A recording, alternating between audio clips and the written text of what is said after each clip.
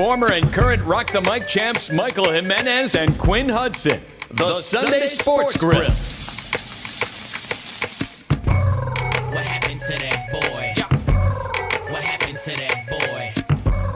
What happened to that boy? What is up, San Antonio? What is going on, South Texas? Welcome to the Sunday Sports Grill on 1250 ESPN, 94.5 FM, and as always, on the go at ESPNSA.com. My name is Michael Jimenez, former Rock the Mic champion. I am a fantasy god. Joined today, by the way, just to let you know, this is a very special edition of the Sports Grill because it's the birthday edition. Happy birthday, Quinn Hudson.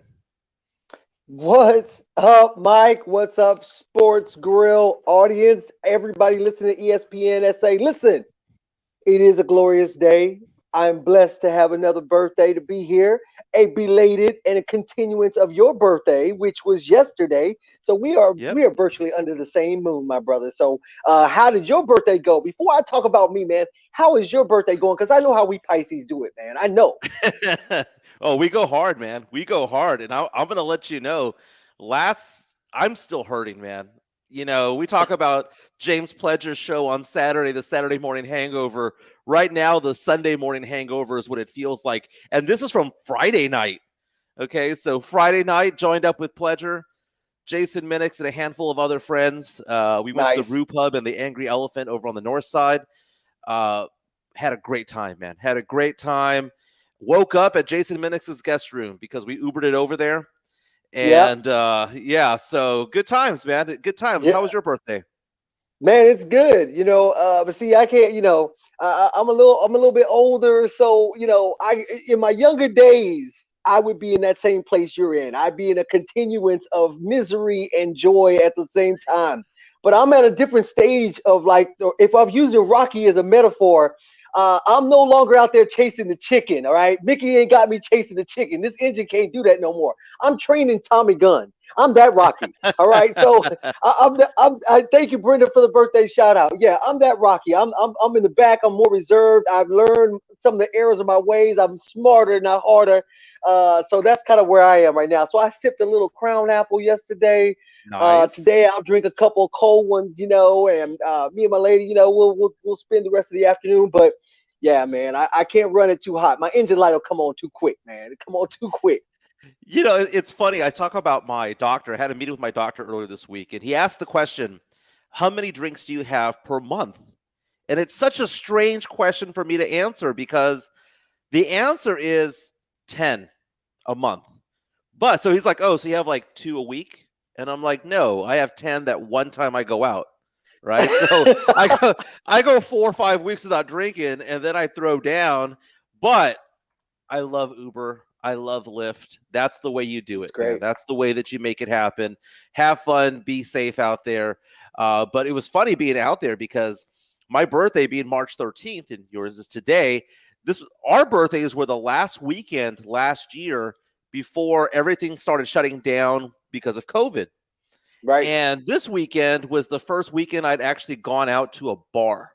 You know, I know the bars opened up and whatnot, but what was interesting was everyone that I was with had all been vaccinated. So it was one of those things where I kind of felt like, okay, I'm vaccinated, you're vaccinated. We've all done our duty when it comes to that. But it was fun being out and about again, man, watching the Spurs game out there, hanging out with Pledge and Minix and my friend Zach and a few other people out there that made it out there. It was good times. It wasn't the biggest party of all time, but it was out and about. And it's been a long while since I had done that. I think that's great. And to that point, I think that's where we are now, where as we gear into some normalcy. As things start to open back up, but at the same time, still having those same precautions in place. I do think little things like being at a sports bar with friends, enjoying each other's company is something that we didn't take for granted, but we just sorely missed. So even though you may have thought you didn't do it big, man, it was big because, you know, a lot has changed since that last birthday. So I'm glad you enjoyed it. I know certainly today I will be doing some things differently. It'll be an extension of outside of my comfort zone with some friends, and all of that is about, getting back to some normalcy, man. And you were in good company with friends, and Jason opened up the guest bedroom. So when you got friends like that, that's great, man. Happy birthday again to you, man. Fantastic. Thanks, Hey, well, man. Thanks. the Sunday Sports Grill, we go from 11 to 1. So we have 2 hours of sports talk radio, pop culture, some nostalgic things that we'll be talking about. So what's on the plate today? Well, look at the calendar, baby. It's Selection Sunday. It is Selection Sunday. The brackets come out. So obviously we have to talk about college basketball. But man, we're going to go out in about 10 minutes to Las Vegas, to the Golden Nugget Sportsbook, where Richard Zamora is there, and he's going to tell us everything that we need to know about the odds, about gambling, some bracket busters, maybe some mid-major upsets. We'll be talking to him in about 10 minutes. Also, hey, I don't know if you saw this, but there are reports that the Spurs are getting offers now for LaMarcus Aldridge. One is being reported by a Miami newspaper, so we got to talk about that. Hey, Dak finally got his deal. Finally happened. And later on, we already get a lot of people commenting on this, but the best and worst sports movies of all time. So if you want to chime in on that, you can reach out to us. We are on Facebook Live, also on ESPN San Antonio's YouTube page. You can also reach out to us on Twitter. Quinn's handle is at Quinn Hudson, QUINNHUDSON. Mine is at 210 Fantasy God. You can also reach out to us on Facebook Live. We'd be happy to read your comments. But Quinn, congratulations to the Texas Longhorns. Woo! Man. Texas Longhorns, baby. Won their first Big 12 tournament ever. Yesterday. It's hard to believe when you realize the history of how much talent has come through the University of Texas, has laced it up on the basketball team for them to accomplish this. This might just be that time where in the past, the Longhorns have kind of underachieved, where they clearly had talent and got into the big dance and just did not deliver on what they showed promise for. This might be the time with the uniqueness of this year. That it is, this team might be bringing the continuity that, they were recognized early on through the year. They were showing that they had some real depth to their team. They've got some real go-getters, but their inconsistent play is what made people doubt. Could they have the professional maturity on the court to put a string together of wins through the tournament to do it? And now they're getting hot at the right time, and these players are showing that they can play together with that nucleus and show leadership. I think they got a real shot to make a run at this. It's all about brackets, and it's all about the matchups. And going into the Big 12 tournament, they were looking to be probably a 4 seed in the tournament. Now they won the Big 12 championship. The worst they'll probably be is 3, but there's a really good chance that they might be a 2 seed in this tournament, which would be amazing because it stacks up better. If you're that 2 or 3 seed, it stacks up better, because when you're 4 or 5, that means you're playing the 1 seed in the Sweet 16 more often than not. So you're right. Winning this tournament was big, but man, how they won the tournament. Well, why haven't they won it in the past? It's because Kansas always wins it. They always win it. Like, more often than not, they do. But the fact of the matter is, the Kansas Jayhawks, their season's over. They were going to be in the tournament, but their season is over because COVID struck at the wrong time for them. So terrible. Now, do you think that this is maybe a little bit of an asterisk type of season for the Longhorns? Because, yeah, they won their first Big 12 championship, but they won it because Kansas had to bow out. No, I don't. I mean, I recognize that clearly that was these are unprecedented times. So you're going to see a lot of things that are happening, whether we're talking about UFC, whether we're talking about the NBA, the NFL. It's a war of attrition in a lot of ways, and the adherence to people being as safe and keeping their team as preserved from additional risk as you basically can.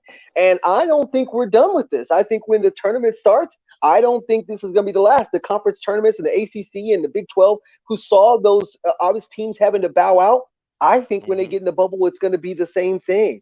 I think it's going to be very difficult to have all these teams in one place and expect with contact tracing to basically have it isolated to, but it would just be one team that now has someone and nobody else. So take advantage of the opportunity, keep your team safe. People are talking about the worries about players being, sequestered into their dorms and not allowing them out at all to take care of it, which they should. I think the risks are just too great to have them out there. But Mike, I mean, have you dealt with a kid these days in this day and age? If you tell a college student, hey, you're going to have to stay in your room, that's not punishment. Maybe when we were kids, my mom would tell me I couldn't go.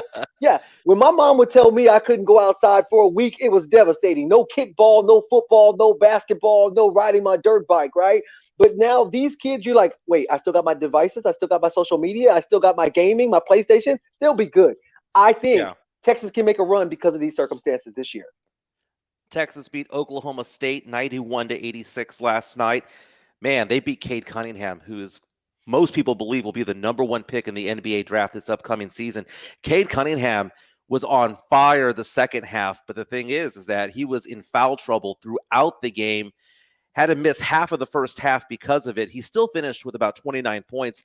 Big games by Matt Coleman, a career-high 30 points. Jericho Sims was amazing, 21 and 14. And Brock Cunningham, his stat line does not tell the story. Brock Cunningham of the Longhorns, 7 points, 8 rebounds, 3 steals. We talked about Cade Cunningham. Brock Cunningham was probably the better Cunningham for most of the game yesterday.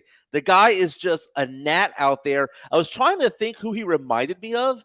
He was kind of like Boris Diaw for me yesterday. He was just all over the place, doing a little bit of everything, getting the assist, getting the steal, playing tough defense, getting the occasional bucket. His stat line of 7 points, 8 rebounds, and 3 steals does not tell what he did in that game. Brock Cunningham was a big reason why the Longhorns won. But man, we talked about no Kansas.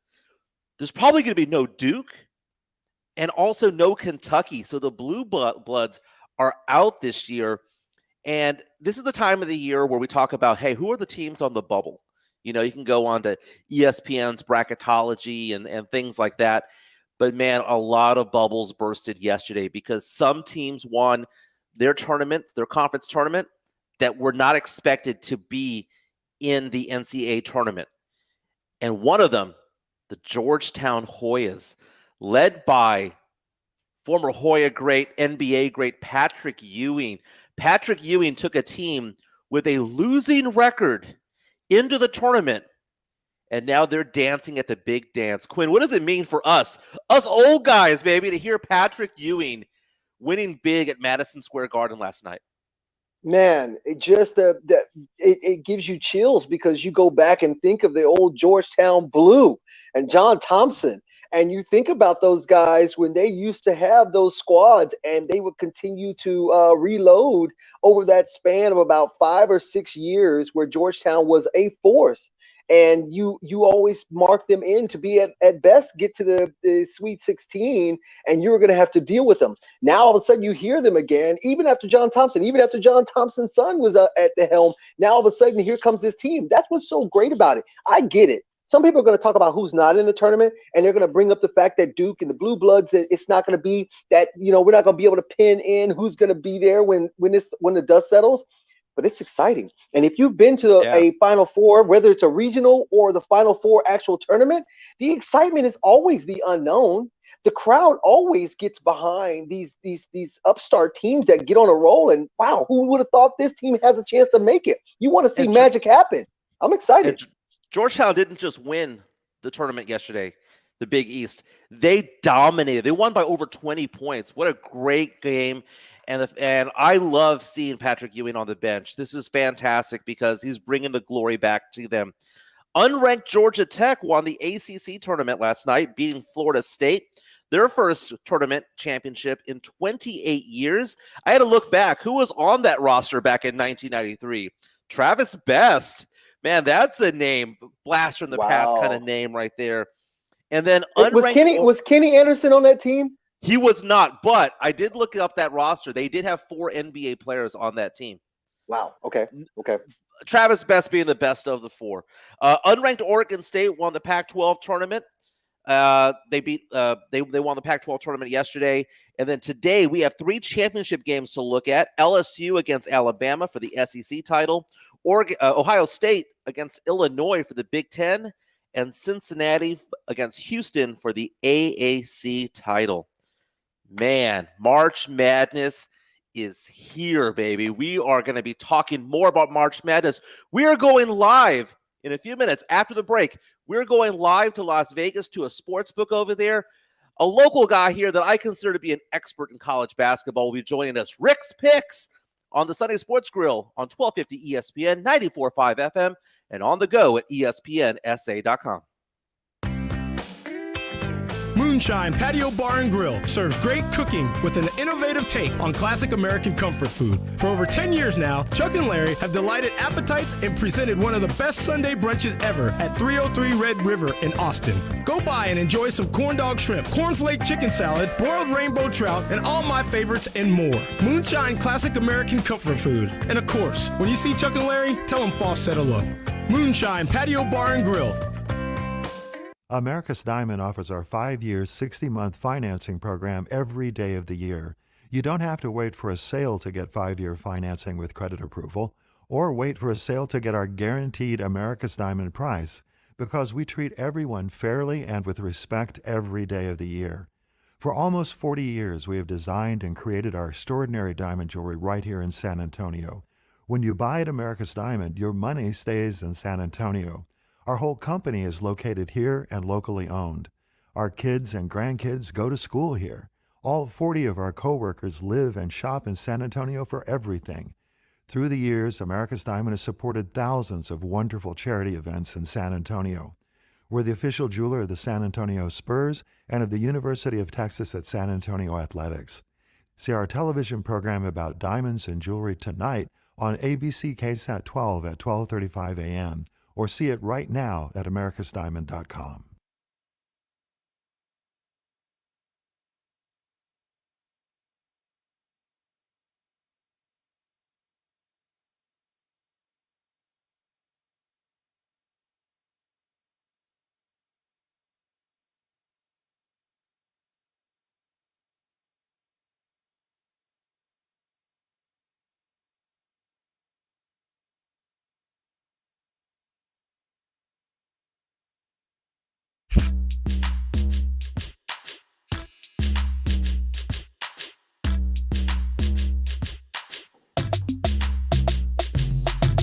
What's better than winning some free cash? We are giving away $1 billion to anyone that can pick the perfect bracket in the ESPN San Antonio Basketball Mayhem Bracket Challenge. Details and registration at ESPNSA.com. You can go now and sign up. My name is Michael Jimenez, joined by Quinn Hudson. Again, our birthday edition of the Sunday Sports Grill. It is Quinn Hudson's birthday. It was mine yesterday, so we're having a fun time. And I'm excited for today because today is the day the brackets come out. It is Selection Sunday. You know, Yes. when it comes to college basketball, I'm usually really into it. This year, it took a while. Maybe it's because I didn't know if the tournament was actually going to happen or not, but it is going to happen. Quinn, can you believe it? We finally made it, Quinn. Man, I am, and I'm cautiously optimistic. The anxiety that I have about this pandemic makes me fear. I had the same feeling about the Super Bowl as well, like worrying about key players at the last minute being hit. And look at what we experienced with the NBA All-Star game, where something like a barber then takes out Embiid and Ben Simmons, like literally within 24 hours.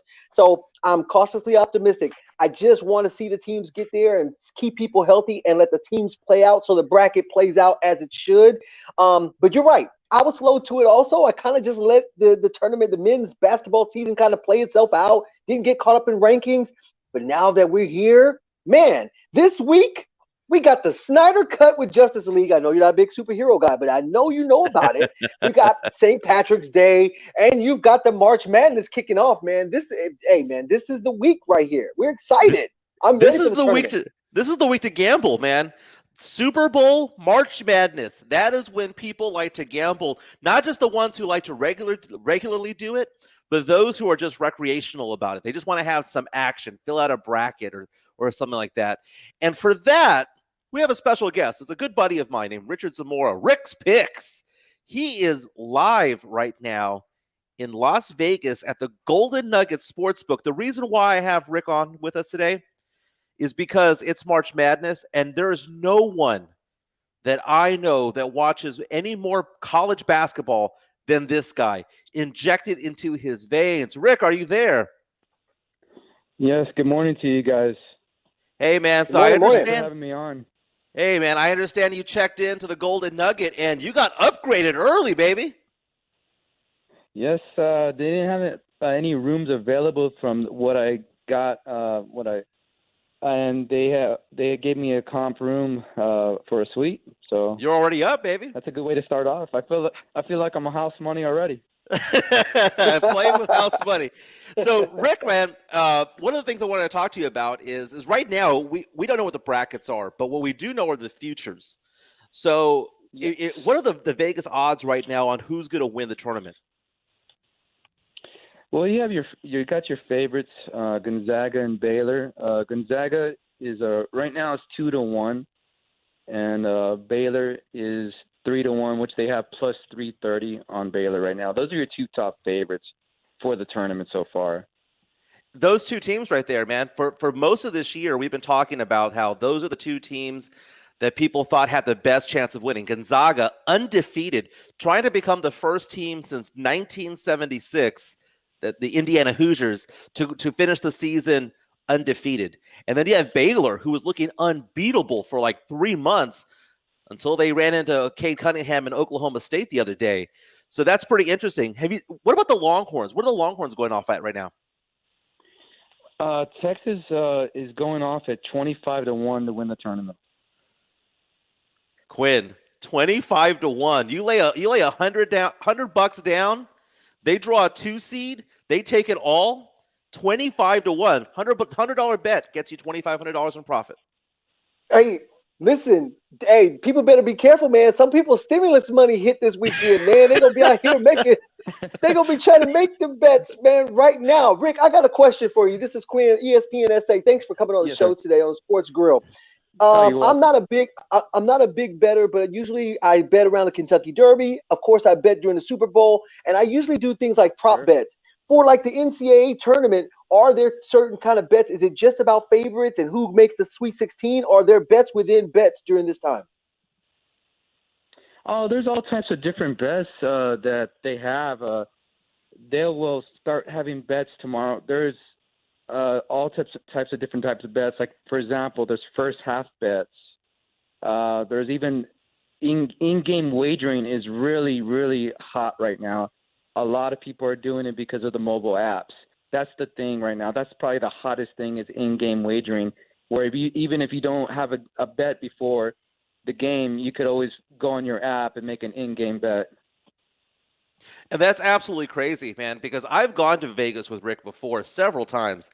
And the idea of having to bet, because we used to just place bets and then just let it ride out. And sometimes at halftime, you know the bet's not going to hit. You're just tearing up your ticket. But here, you can actually make up for it. You can press it. You can go the opposite way. I know sometimes whenever I do an in-game bet, like if I'm doing football and the underdog is up by 2 touchdowns and you figure, man, it's got to even out. It's going to go the other way. You can do that with college basketball, where if you don't like where it's going, you can press it the other way. Or if you think the upset's going to continue, you can keep betting the upset. It's amazing to do that. Now, Rick, one of the things I like talking to you about, and you know I bend your ear all the time when it comes to college basketball, but you've always been really big on these mid-major teams coming out and just making these Sweet 16, Elite 8 runs. I mean, I know Gonzaga's a big name now, but back in the day it wasn't. I remember Belmont and Valparaiso and Creighton and all these teams. You've been calling these for many, many years. Give me 1 or 2 mid-majors that you think has a legitimate chance of making a run. There's actually some really good teams this year. I haven't really narrowed it down, but if I can give you a couple names off the bat, there's going to give a lot of I might give some teams some trouble. Actually, there's a team playing right now, Colgate. They have a guard that was from San Antonio named Jordan Burns, and he has a lot. They've been to the tournament before, and I like them to maybe give a top seed some trouble, or even winning a game or two in the tournament. They have that potential because they have the experience from playing 2 years ago, and he's a senior guard. Also, I like Liberty. Liberty has also experience. They won a game in the tournament 2 years ago also, and they're back, and they pretty much have a good amount of players from that team that won 2 years ago. So those are two teams that are kind of really looking at. And also, you can't go wrong with Loyola Chicago. They have a really good team this year again. They may have a good team enough to make a run to the Final Four if they get the right bracket. Dude, Quinn, you talked about Liberty a couple of years ago. I hit big on Liberty because of Rick. He was on me. We were in Vegas, and he was like, bet on Liberty. And I was doing that Liberty Mutual commercial song, running through the casino, going, Liberty, Liberty, Liberty, Liberty. It was amazing. And to get those odds. But, Quinn, let me tell you my biggest hit ever in college basketball. I bet in 2003 that some dude named Carmelo Anthony would lead Syracuse to the national title. 30-1 odds, baby. 30-1 odds, and it hits. Man, now that's I mean, you struck the iron when it was hot. I mean, because it's one of those things, even with this year's tournament as well. It's you see these NBA prospects leading these teams, and you're wondering, are they enough? Or would you rather go with teams that actually have a little bit more seniors and juniors and seniors, more experience, and have that continuity where they're going to get contributions from all the teams? Look at Oklahoma. They're leaning on one major player to kind of drive that team, and it kind of goes, and, they go as one player goes. But I don't know. Like what you did with Syracuse, I think I'd be more apt to go with teams that have a little bit more tenure on their roster than ones that are leaning with a one and done. But, man, that was a good call with Carmelo, for sure. Oh, baby. That was a fantastic play, man. That's a fantastic play. Hey, Rick, one last question for you, man. It is Selection Sunday, so all the brackets are going to be coming out. What advice would you give to somebody who's filling out these brackets? Maybe somebody who hasn't been watching a lot of college basketball. What would you do? And then one other question besides that: if you had a bet right now on two teams to win it all, which two teams would you bet on, and what advice would you give on the brackets? Okay. Well, the advice I would give on the bracket is in the early rounds, pick some upsets. The favorites don't win all the time in the early rounds, but don't knock out a number 1 seed or 2 seed early. I mean, that could happen, but the odds of that usually don't happen. So you want to kind of keep the favorites going far in your bracket to go to the Final Four. The top 1 seeds or 2 seeds. And that's pretty much the best advice I can give you for that. I mean, who do you got winning it, man? That's it's a tough this call. year. That's a really tough call. I'm sorry? I say it's tough this year. Give me 1 or 2 names, man. I'm going to give you a couple of names that are off the board because I don't like to go with favorites. And mind you, Gonzaga and Baylor are really good. They have the best teams, don't get me wrong. But I like to look for I love the odds. I love going with some long shots. I like West Virginia.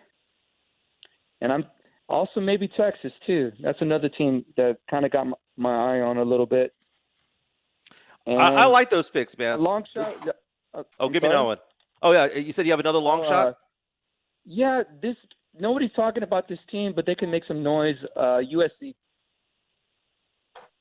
Very cool. Very cool. That was Rick Zamora. Rick's picks. Join us live from the sports book at the Golden Nugget in Las Vegas, Nevada, because it is Selection Sunday. Thank you for joining us, Rick. Hey, Quinn, here's the thing, man. He mentioned some names there. Well, when it comes to like just strategy for brackets, right?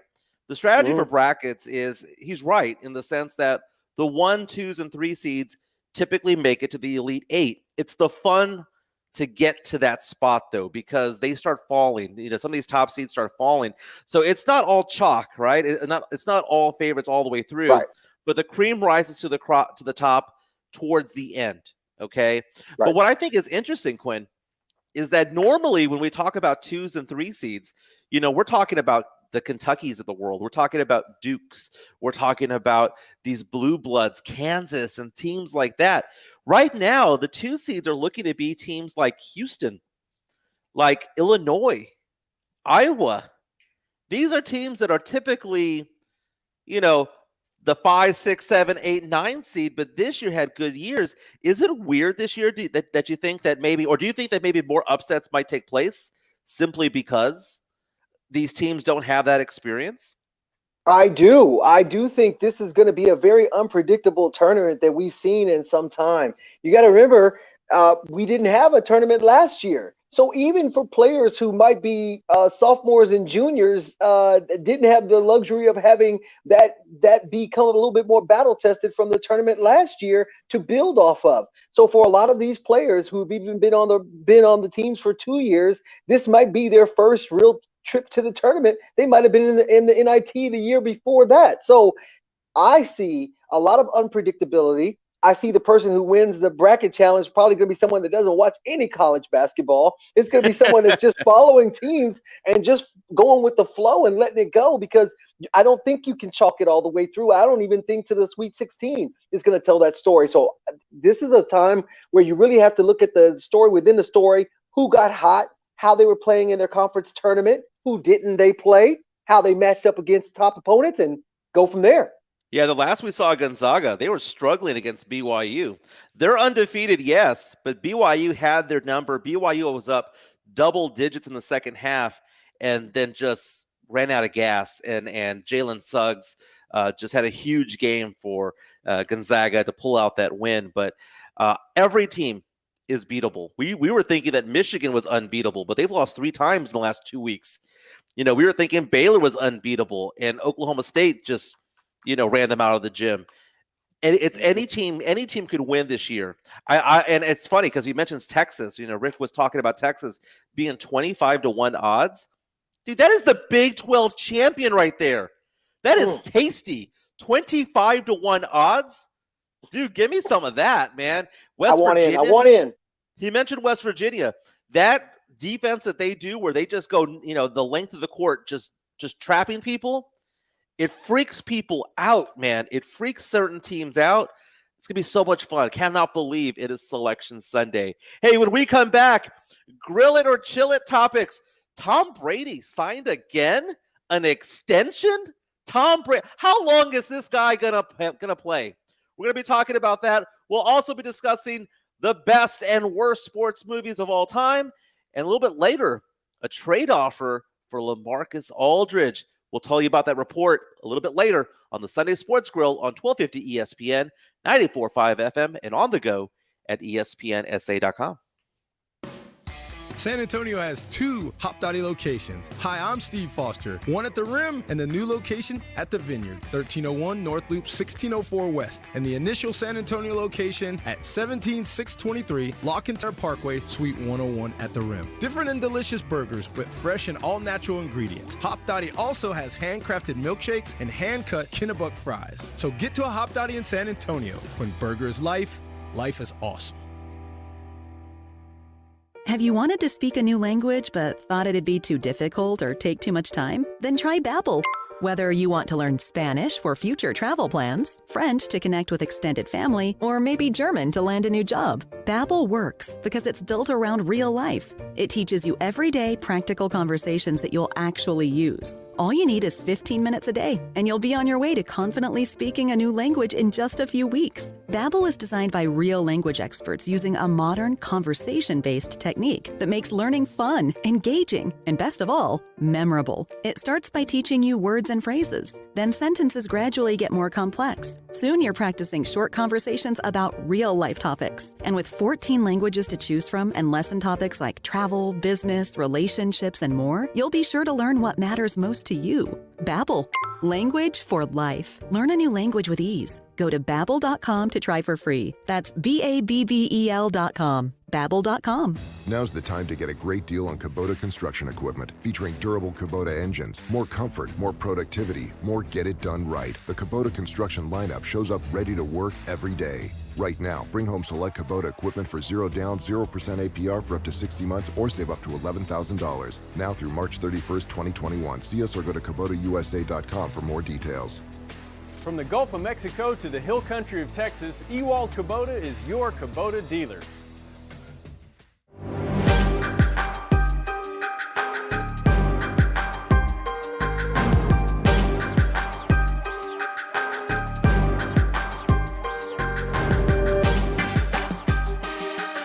Welcome back to the Sunday Sports Grill.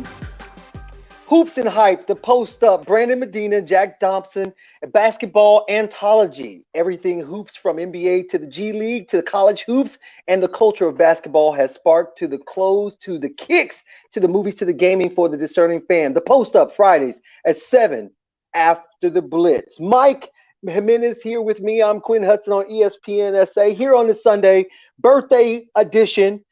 Mike Jimenez's birthday was on Saturday. Mine is today. If you know Pisces in your life, you know we do it nonstop. So the party don't stop. In our last segment, we were talking about the NCAA tournament. We're also talking about what's going on with the Spurs. But right now, what we're about to talk about is Grill It and Chill It. And this is the segment where we talk about if it's hot, it's worth talking about if you're down with it. And if it's something that could be put on ice, it's not that big of a deal, we chill it. So we're on the Grill It and Chill It. And so this is one of the hot topics that's on my mind, Mike, on the Grill It and Chill It. Deshaun Watson, the coach this week, basically made it sound as if he hadn't even heard that Deshaun Watson wasn't going to be a Texan. He hadn't heard that he wanted out. He just said, this is our quarterback.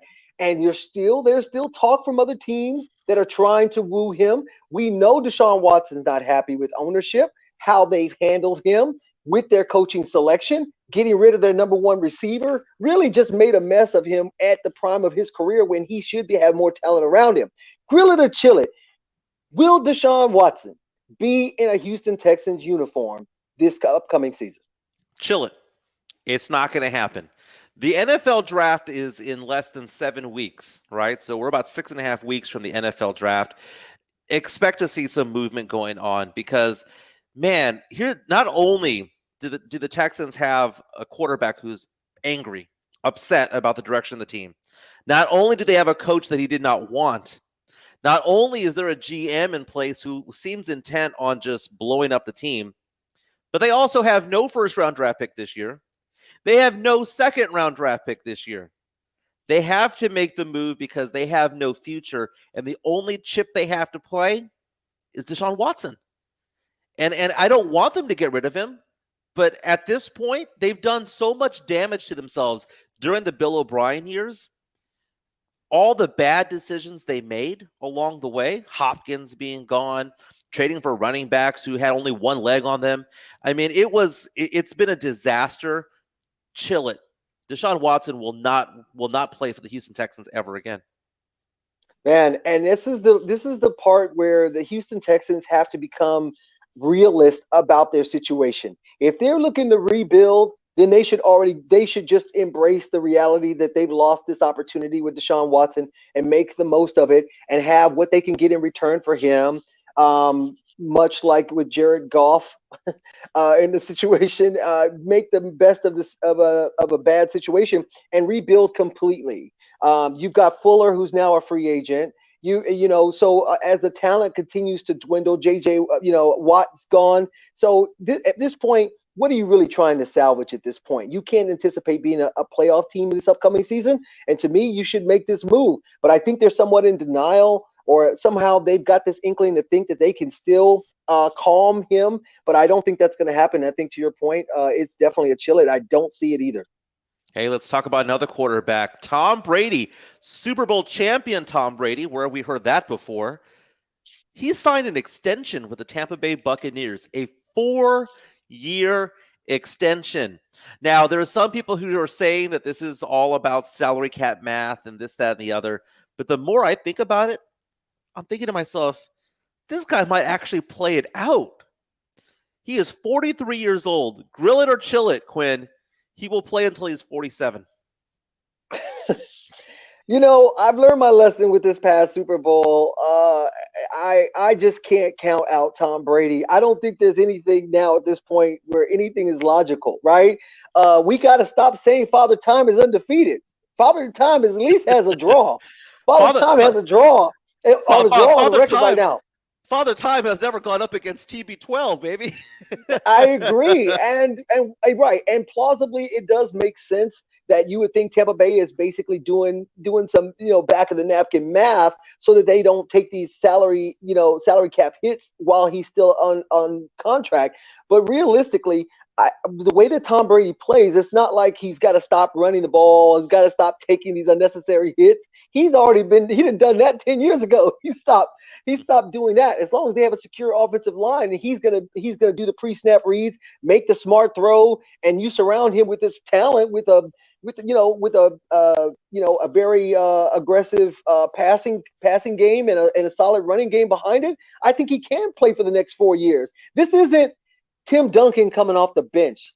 This isn't George Gervin in a Chicago Bulls uniform, as sad as that was in the end of his career. This is Tom Brady. Even if you want to just talk about last year, this isn't Drew Brees, who can't throw a 30-yard strike down the field, or Phillip Rivers, who just can't do a back shoulder throw anymore because he doesn't have enough velocity.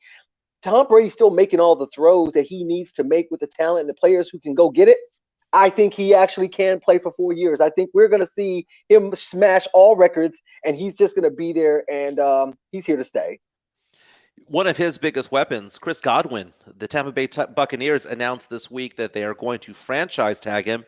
So willing or not, he's coming back. So we know that he's going to have those weapons. Here's the thing about Brady. I have never been a big fan of Tom Brady. I just, when he was with the Patriots, it just made my blood boil. I just hated watching him because he would win all the time and win even when he shouldn't have won. The tuck rule and against the Seahawks at the 1 yard line and all of these different things where, he's 7-3 record in the Super Bowl, and he could have been like 3-7. It's amazing how fortunate his life has been. He is the GOAT. He is a legend. Will he play 4 more years? Man, I don't doubt it. That guy, I just don't doubt it. I whatever that guy wants to do. If you said 57, I'd buy it. But here's the thing about Tom Brady. I said that I haven't liked him for so long. But man, over the past 2 months, he has become very endearing. That throw, the best throw that he has had in the last month, was the trophy from the boat to the boat. That was amazing when he is so drunk and his family saying, "Dad, no!" And oh my God. And then now he's on Twitter being funny. He's on TikTok making videos. And I am just like, who is this man? Like, he finally really realizes, my opinion, that conversation about who's the GOAT, it's over. That ship sailed. And Tom Brady is there spiking the ball in the end zone by just saying, I'm just going to have fun from here on out.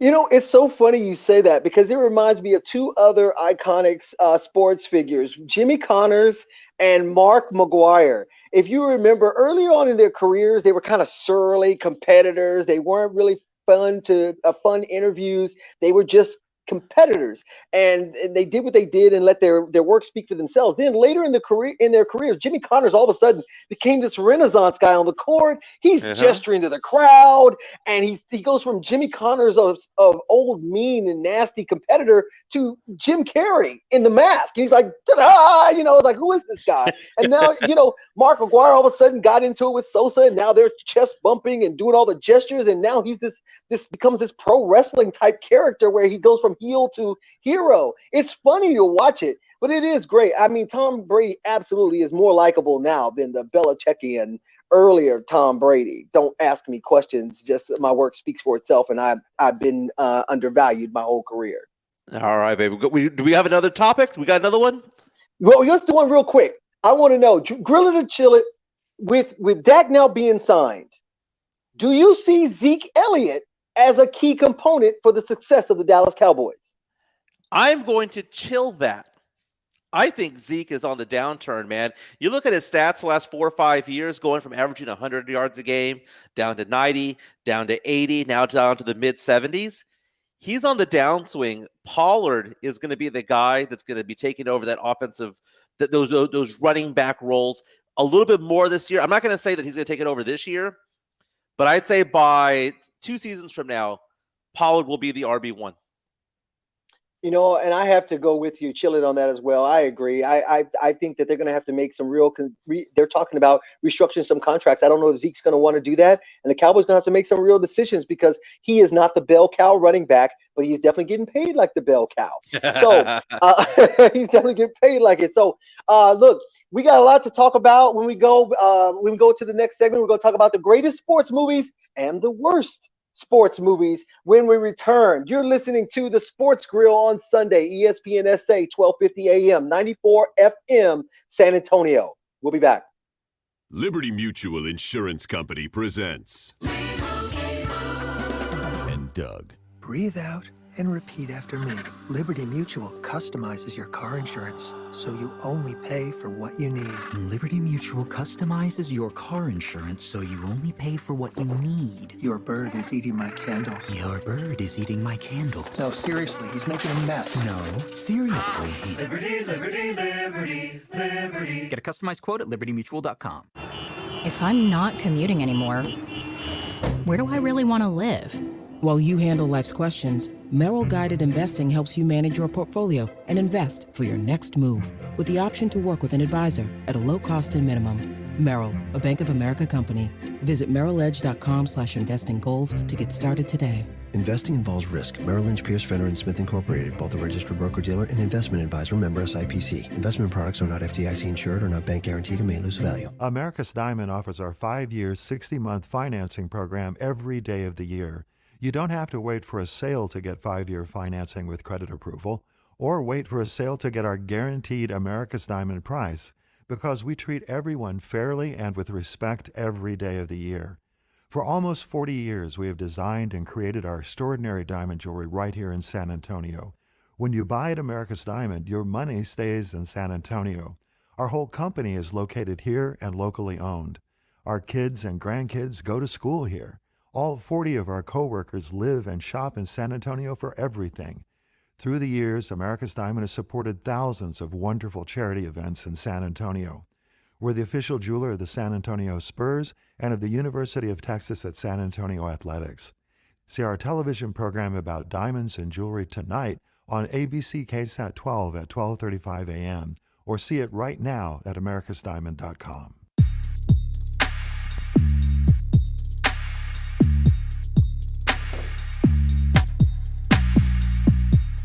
Welcome back. We're here on the birthday edition of the Sports Grill. I'm Quinn Hudson. I'm here with Mike Jimenez, and we're here in just a few hours. We're going to be going through Selection Sunday for March Madness. We're excited with that as well. It's the theater that we're looking for. It's back to some normalcy in the sports world. We're getting back. We didn't have the March Madness last year in 2020. But we're going to have it in 2021. So we're excited about that as well. This is a segment. One of the great things about doing the Sports Grill and having someone like Mike Jimenez is he runs the full gambit from music to sports, both collegiate and professional. But we also like to chop it up about pop culture as well. And so today, what we wanted to talk about was best and worst sports movies. So, and there's a lot of them, right? And yeah. I know off the top of my head, there are some that I struggle with this. I almost wish we would have gone to like Mount Rushmore or something, because when I get to where I want to say best and worst, it's going to be tough because I'm going to be overlooking a lot to arrive at that point. So, Mike, I'm going to throw it to you first because I can't wait to hear what your best sports movie is. We might need to do this as a Mount Rushmore. Let's go ahead and make that amendment right now. All those in favor say aye. Aye. Okay. All right. Let's talk about the best ones. We'll do the worst ones in the next hour. I'm on a website right now called Vulture, and they rank the top 50 sports movies of all time. I'm going to let you know something, man. I haven't seen a lot of these. You know, you've made fun of me in the past for not watching certain movies, but I haven't realized how I haven't seen very many sports movies now that I think about it. Like when I think of like my favorite sports movies, probably if I had to pick one to be a League of Their Own. I love that movie. Gina Davis was amazing. Madonna, obviously Tom Hanks. But I also like anything involving Kevin Costner. So that could be Field of Dreams. That could be Tin Cup. I like golf movies for some reason. You know, the Caddyshacks of the world and you know, Happy Gilmore and stuff like that. But in looking at the top 10 movies on here, one of the movies that was listed on there, which is listed as the second ranked, was Raging Bull, right, with Robert De Niro. I tried watching that about a month ago. Couldn't get through it. I could not get through it. And the whole scenes with him and Joe Pesci just wasn't doing it for me, man. What's your Mount Rushmore? Yeah, I actually can't see. Raging Bull is always one that gets thrown up there when people are talking about top sports movies, and it for its cinematic nature. I get why it was Oscar worthy, but as a sports movie, no, absolutely not. I do have a guilty favorite, and this is not a homage to our zodiac sign. And I guarantee you, well, I won't guarantee you probably have not seen this movie. The Fish That Saved Pittsburgh deserves to be on the Mount Rushmore. So this will be number 4. Okay. The Fish That Saved Pittsburgh it's a 70s movie. And it's basically about an NBA team that's a failing franchise that finds this woman who is into like predicting things, and she's into like she's almost like a gypsy. And she basically puts this new energy, and the team recreates itself and goes out and basically hires people off the street. All these cast of characters, it's almost like a circus act, and they've got all these people, a person who can, you know, slap shot, and I mean not slap shot, but they could do like a set shot guy who shoots straight from his feet. Anyway, it's got Dr. J in it, Magic, all that stuff in it. So yeah, Fish to Save Pittsburgh. How have I not known about that movie if it has Dr. J in it and Magic Johnson? I don't know. Kareem's in it too. So yeah, Kareem's greatest movie of all time will always be Airplane. No, Kareem's greatest movie of all time is going to be his performance in Enter the Dragon. Oh my God, I completely forgot about that. I mean, you're talking about that size 17 foot to Bruce Lee's chest. That fight scene is amazing. Kareem. Cool. Yeah, but you're right. But yes, his role in Airplane was outstanding. So let me run through mine really quick. Greatest, I've got to put this one. A lot of people don't like. I love The Program.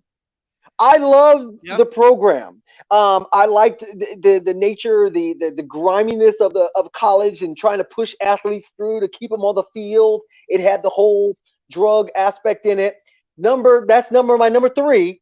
Number 2 is Rocky 3. Rocky 3 has everything. You've got the pro wrestling. It's Rocky as the champion. You've got the heel. You've got Clubber Lang. It's got everything. You get to see Rocky making it big. To me, that is the fanfare. And then it's got the whole, you know, heartstrings with Mickey. My number 1 is The Champ. If you have not seen, now you want to talk about a boxing movie, it's called The Champ. And it's outstanding, and you will cry, and it is so well done, and that's my Mount Rushmore. What do you got? Oh, well, I'm going to tell you something. I love the Rocky movies, except for Rocky 3. Clubber Lang just doesn't do it for me, man. Hey, we have some people who've reached out to us on Twitter. John Dyer says the best one for him is Friday Night Lights or Major League. Dr. Bean with Hoosiers. Deontay Rose comes in, says he got Game, When We Were Kings, and Field of Dreams. Jesky Vasquez saying Hoosiers, and then Rudy. Rudy was an awful movie. I don't want to hear that one. 21 for Life says Major League. And we have another gentleman who came in and said all the Rockies. Here's the thing. When it comes to these movies, these sports movies, I have to ask ourselves a question. Are we wanting these movies to be inspirational, or do we want them to be funny? right? Because when I think of funny movies like White Man Can't Jump, or Semi-Pro, or Major League, or Tin Cup, or I like those movies. The dramatic ones, like Any Given Sunday, for example. Oh my God, everyone loves it. I don't get it.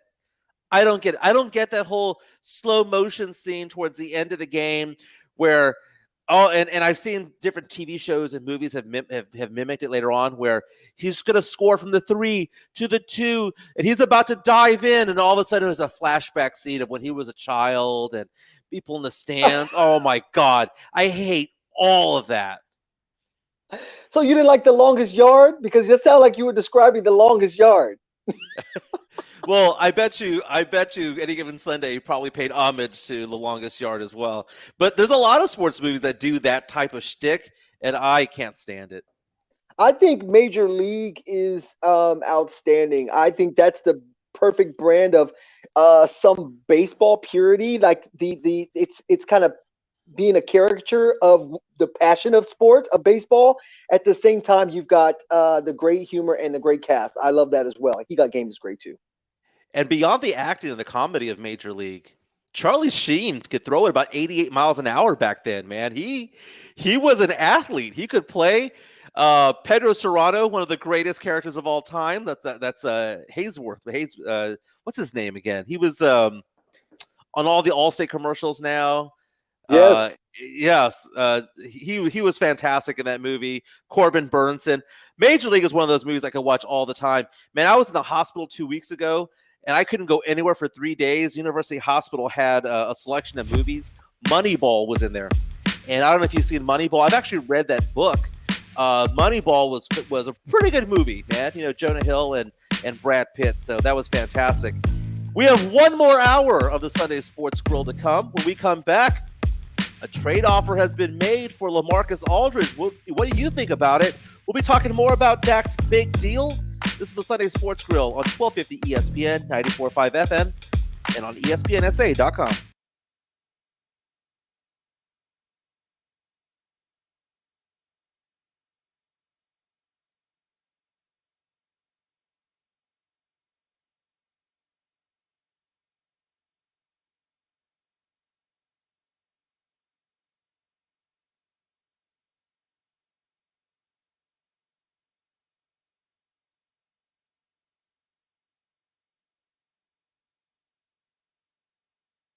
Does it feel like finding clothes in your fit is impossible?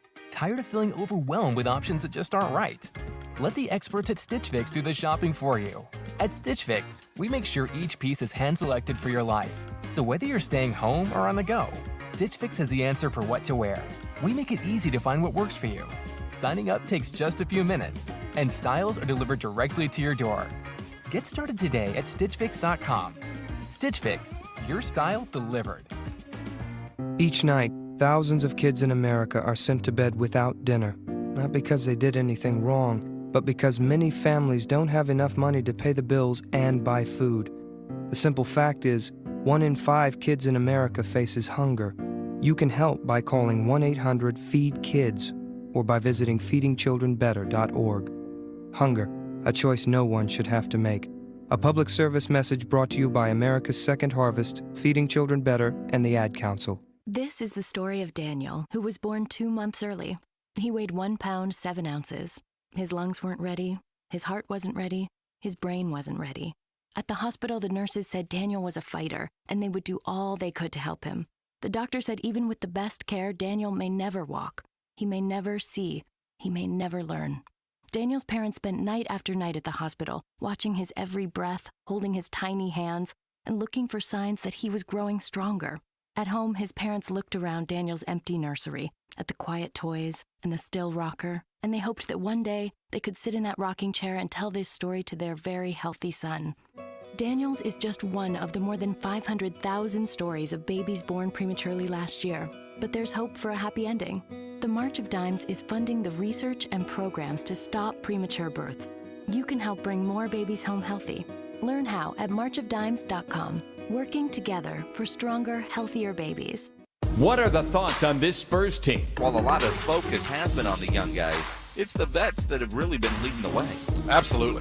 We will see the Spurs continue to go as DeMar plays. And in every one of those 8 wins, DeMar or LaMarcus played a significant role. The absence of those 2 guys, then Patty Mills has to play a role. And if those 3 don't contribute, there's a reason for those losses. And I certainly think that will continue. The Blitz, weekdays 4 to 7, 1250 ESPN San Antonio and 94.5 FM.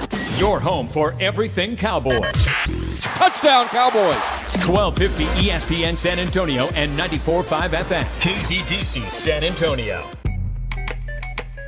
Former and current Rock the Mic champs Michael Jimenez and Quinn Hudson. The Sunday Sports Grill. What happened to that boy? What happened to that boy?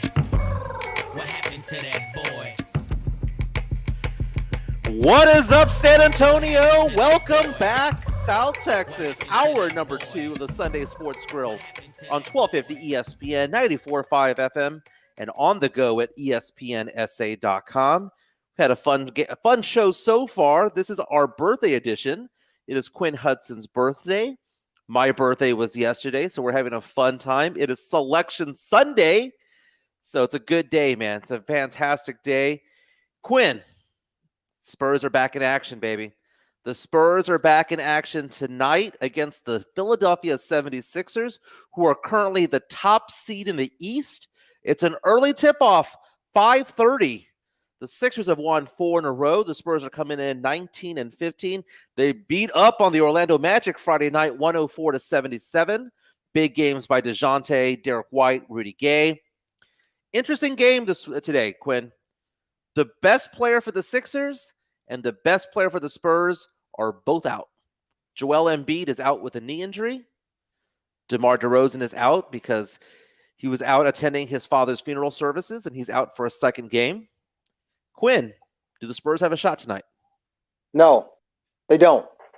They absolutely do not. And this is without Embiid, and this is less to do with Embiid and more to do without having DeRozan. I really do believe when you watch the Sixers, not only do they have the firepower offensively to still to score, you don't have that person that matches up with Ben Simmons. I do believe the perimeter threats that the Sixers have with Curry and Danny Green and Maxim, these guys, they've got pieces that they move around, and they still got Dwight Howard in the paint. So their front court is still going to be okay. They're still going to attack the middle, and I don't feel like with Trey Lyles and Rudy Gay are going to give that length and that athleticism that you're going to need to really extend to play them defensively, nor to match up in the paint. Dwight Howard's been playing very effective, and he's playing very strong. The Sixers don't have to lean on him. They just need him to play sound defense, rebound, and protect the rim. And I think that's going to be too much for what you're asking of this Spurs team that is clearly without 2 key players, one being DeRozan, the other being one who won't be returning. The Spurs are in a weird position this year because the team is not bad. I'm not going to say that it's not an elite team. It's not a bad team. It's just a slightly above average team. And if you look at the roster of the Spurs, it is so deep that you never know who's going to have a big game or not. You know, who is going to shine for the Spurs. I mean, look at the last game. Devin Vassell had a pretty decent game. We hadn't seen him because of injury in a long while. Derek White has been injured most of this season. So now they're bringing in these parts that are very important to the Spurs' future that hadn't been there the past month or so. So I think Philadelphia does have the upper hand today simply because I think the Spurs are throwing out players who just don't have that rhythm together, don't have their legs underneath them yet, even though White had a good game, even though Vassell had a good game. But man, when this all started, the second half of the season started, it was like 40 games in 68 days. The Spurs, the fortunate thing that they have going for them is they have so many different bodies, and there's not a lot of drop-off when it comes to these players. And I think that now that you're looking at this part of the season where they're basically playing 2 out of 3 days the rest of the way, it's important for them to have players playing just 20, 25 minutes. DeMar DeRozan, you take as much time as you need, my man. You take as much time as you need. Our condolences to you and your family. I'm sure it's devastating, and it brings to mind that this is just a game. And so I hope that he's okay. Quinn, big news for the Spurs this week when they announced earlier that they have parted ways with LaMarcus Aldridge. And LaMarcus was that player, that Spurs free agent that never signs at a place like San Antonio. And I was thinking about it, Quinn. When he signed with the Spurs, he had made the All-Star team 4 years in a row. Can you imagine an All-Star right now who had made the All-Star team 4 years in a row suddenly joining the Spurs? It was that big of a deal. But Quinn, were you surprised when they parted ways this week? I was surprised at the way the Spurs went about it to basically draw this conclusion while they didn't have like what the plan B was going to be.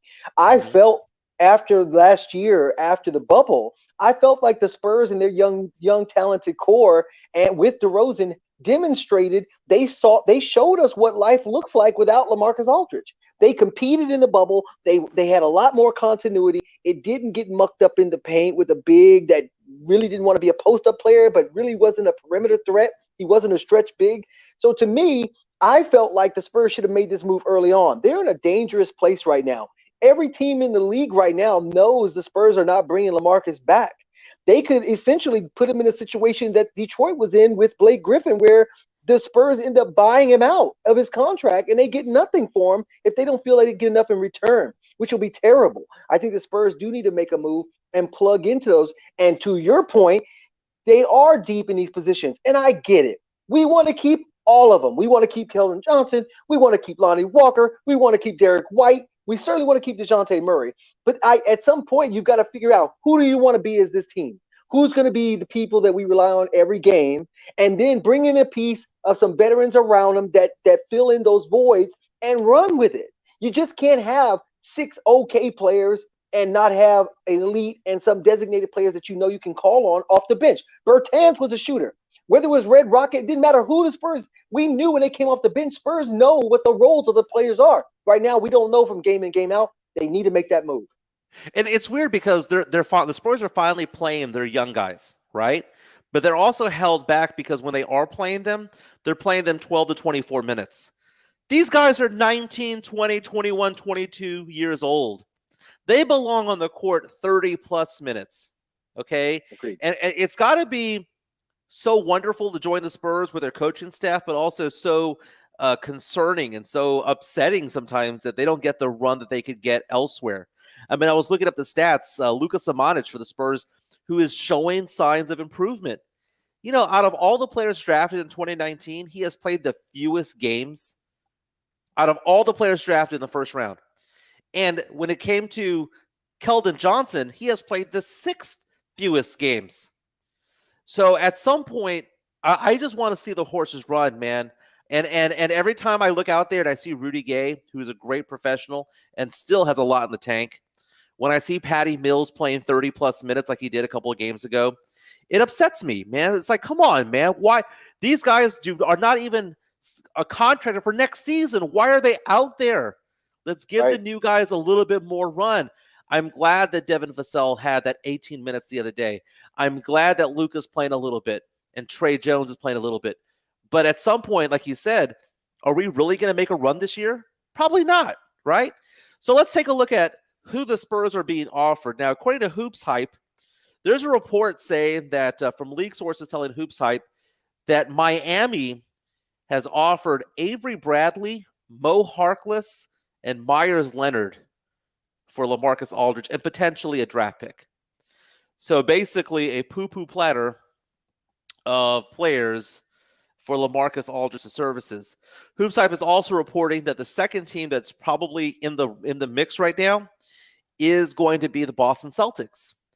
Big difference between Miami and Boston is that Miami has to send $19 million in salary to make the trade work. But because the Boston Celtics have a trade exception, they'll need to send $4.5 million. So it's a lot easier for Boston to make this move. Quinn, I mean, is that better than nothing?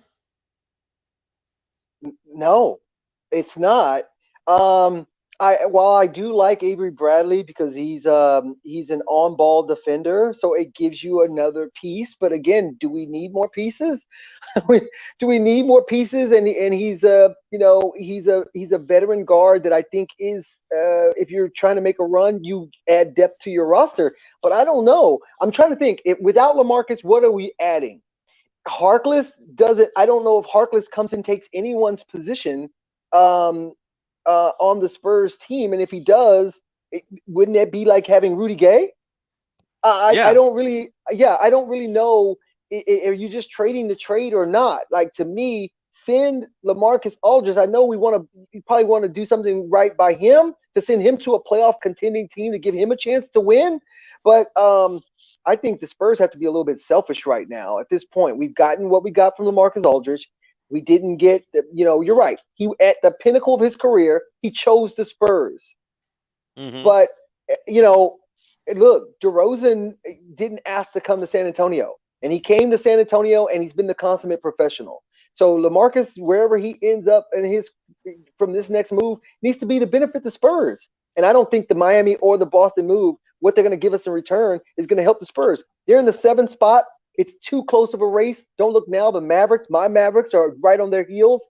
I anticipate Golden State to still make another run at this. And who knows what New Orleans may do, or Memphis. So I think the Spurs cannot afford to slide at this point. And if they make a trade, Mike, real quick, they need to know what that is going to look like. So once they do make this move and they add another piece or whatever and move forward, they need the next part of the season to start gelling with that continuity that they won't have. So to me, they got to make a move.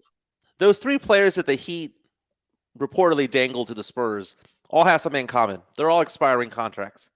So basically, it'd be traded 1 expiring contract for 3. My problem with the whole scenario is that it better include a young player, Apkala, or a first-round draft pick, just something to make it worthwhile. All I want the Spurs to net in this whole transaction is a draft pick. That's all I want for LaMarcus Aldridge. But here's the thing about LaMarcus. I am grateful that he joined the Spurs. And it was kind of disappointing seeing so many fans, get so excited about LaMarcus being gone. Like he did something wrong here. Like, what did he do wrong? Played his butt off? Made an all-star team? Made the team respectable? Put the team on his back when Kawhi left and led the Spurs to a 48-win season? He adapted when Kawhi. He adapted when Kawhi left. He adapted to DeMar. He tried to adapt with the young guys.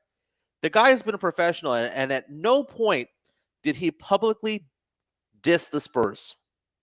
Now, there was one part where last year or a couple of years ago where he was upset with his opportunities with the team, basically what he was, what they were trying to do with him, and that was private. That got leaked out. But that was between he and Pop, and he never said anything bad about San Antonio, never said anything bad about the Spurs. I wish him luck, dude. He's like 130 points shy, something like that, of the 20,000 point mark. He should hit that this year. I'm excited for him, a new beginning for him. But there won't be a new beginning for the Dallas Cowboys. They're going back, baby. They're running it back. They picked up a quarterback, baby. And by picking up, I mean they re-signed him. Dak Prescott coming back to the Dallas Cowboys full-time, baby. Full-time. We're going to be talking about that next on the Sunday Sports Grill, 1250 ESPN, 94.5 FM, and on the go at ESPNSA.com. Panera's new flatbread pizzas are here. But to our new chef, Klaus, they're not just pizzas. They're masterpieces. Because it's not just cheese, it's hot and melty mozzarella and fontina cheese. It's not just sauce, it's market tomato red bell pepper sauce. And it's not just toppings, it's fresh mozzarella, basil, and grape tomatoes. Taste our delicious new flatbread pizzas today. Order online for pickup or delivery. Panera. Restrictions apply. If you drive a car, truck, SUV, or vehicle of any kind, you need Get Upside, the free gas app that pays you cash back for every gallon of gas you buy. That's right. With the free Get Upside gas app, you can get up to 25 cents a gallon cash back every time you buy gas. Download the free Get Upside app now in the App Store or Google Play to save up to 25 cents a gallon when you buy gas. Use promo code TRUNK for a 50-cent per gallon bonus on your first tank. That's up to 75 cents a gallon on your next fill-up. Trunk. Listen to this radio station on the radio.com app. Discover and enjoy your favorite music, news, and talk radio from live stations across the country. Listen anywhere on all mobile and home devices with the radio.com app. DQ presents How to Find Meal Fulfillment. First, order the delicious new rotisserie-style chicken bites from DQ. Then feast your eyes on these unbreaded, tender, juicy, 100% white meat beauties. Next, take a bite of the bite. Realize that unbreaded chicken loaded with flavor is finally possible. And last, call your boss and ask for that promotion. You may have started last week, but hey, if chicken this good is possible, anything is possible. New rotisserie-style chicken bites are now at DQ. Happy tastes good. Everyone loves The Office. Admit it. You wish you had a Dundee. Instead, you have this, The Office Deep Dive Podcast, hosted by Brian Baumgartner, a.k.a. Kevin from The Office. Every week in this new hilarious podcast, Brian sits down with one of his old friends from The Office as they discuss their favorite moments on set and never-before-told stories. Your kids watch it? Never. No, come on. They've never watched it. Listen to The Office Deep Dive wherever you get your podcasts. Looking for a protein-packed snack to power you through the day? Of course you are. Only Southern Recipe small batch pork rinds have the bold flavors that stand out in the Me Too snack aisle. Sea salt and cracked black pepper, pineapple ancho chile, pasilla chili cheese, and more. Take your snacking to higher flavor levels with Southern Recipe small batch pork rinds. And keto fans, you're going to love this low-carb crunch. Visit your local H-E-B and southernrecipesmallbatch.com to see the power of the rind.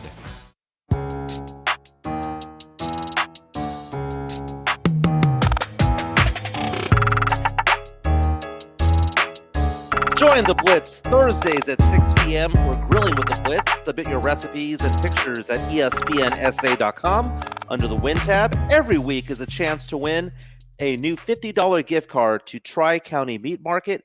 Grilling with the Blitz every single Thursday at 6. Quinn Hudson. Breaking sports news. The Houston Texans have pulled off a trade. No, it does to Miami. Does not involve Deshaun Watson, however. They traded Pro Bowl linebacker Bernardrick McKinney in exchange for Shaq Lawson, a linebacker who was a first-round pick in 2016. This is according to ESPN's Adam Schefter. So, looks like a money move. They're getting rid of somebody who was owed 20-some-odd million, picking up somebody who's owed 8. That linebacker they sent away was a team captain last year. Good times. Good times to be a Houston Texans fan. It's like the old TikTok bit, you know. Show me you don't want to win without telling me you don't want to win. Well, getting rid of all your Pro Bowl players, is one way. Now, he did not make the Pro Bowl last year because of injuries. He was a Pro Bowler the year before that. So, little disclosure there. He was hurt most of last season.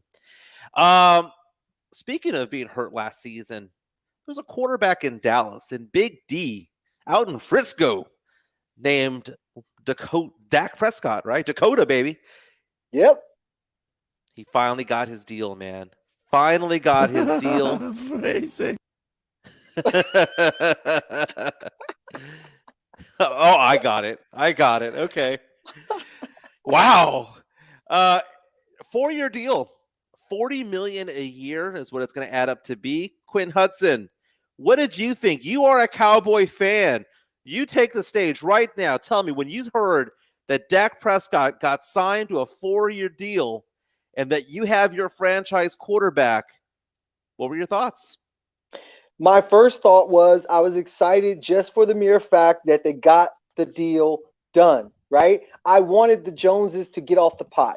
Stop dragging this along. He should have not played out his entire rookie contract. He shouldn't have been franchised again. If you're going to bring him back and you're saying he's a quarterback, sign him. So I was most excited the fact that we're going to go into the season knowing that he's ready to go. I would also been happy if Russell Wilson was been our quarterback. But if we signed Dak, I'm glad we have him signed. But I recognize as soon as they gave him that money, and he deserves the money he got. If you get it, you deserve it. But I recognize, given what the holes are on this team, the Cowboys have work to do with the money they have left. So this puts the onus on the Joneses to make some GM moves to sew up that defense and to rebuild that offensive line that is grossly overrated, with or without Zach.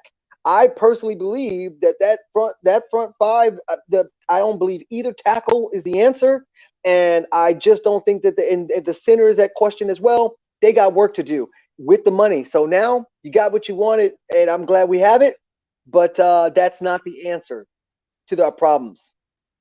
Quinn, I am so envious, so very envious of the Dallas Cowboys right now.